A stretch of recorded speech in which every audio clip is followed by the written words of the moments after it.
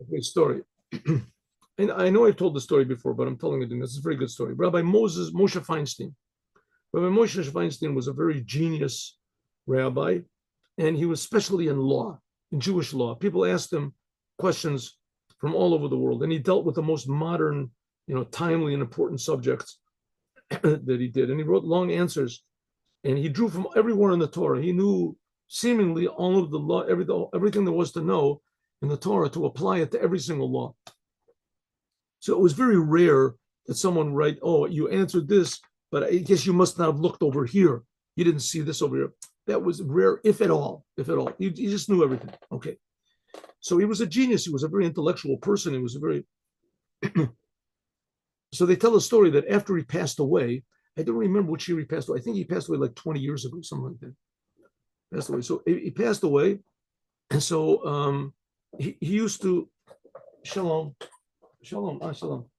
He passed away as he used to have like once a week or something. People used to come to his pupils will probably tell you exactly what the details, but once a week, people used to come to his office and just ask questions. They would ask questions. People that had a problem, whatever it is, they could come, ask questions. Probably they could come anytime they wanted to, but there was a special day that people would come and ask him questions. So after he passed away, so a woman came to his house, an older woman, and she said, "Isn't the rabbi receiving people today?" And they said, "No, didn't you hear the rabbi passed away?" So she cried, and she said, so one of his pupils, they saw that it was a simple lady, a simple older lady, and they said to her, "Listen, we're his pupils. We also, maybe you can ask us the questions, and we'll see if we can answer it. You'd have to go all the way back. It could be what type of question could she have? It couldn't be that difficult to question on a Tosfos or something.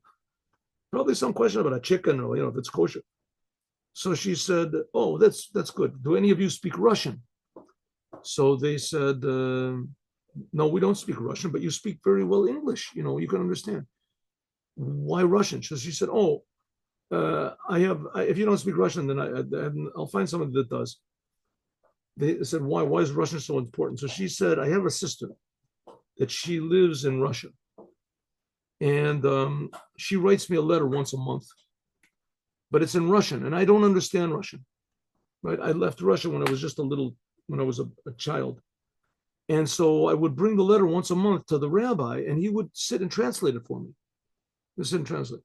So I imagine like translating the letter, it probably took him, let's say, bare minimum 15 minutes. And his time was very precious.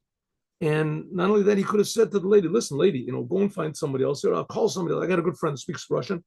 Talk to him." No. The rabbi wanted to show her that she's important. She's important to him, and that's the job of rabbis. It's not just to be, austere and to get, get honor from people who really understand them. To help everybody, to be a helpful person. So he would sit once a month, and he would explain to this lady for 15 minutes, 20 minutes, how long it is, and he would translate the letter for her. Then that shows on humanness. And that's the point of the Torah, to put godliness in every detail.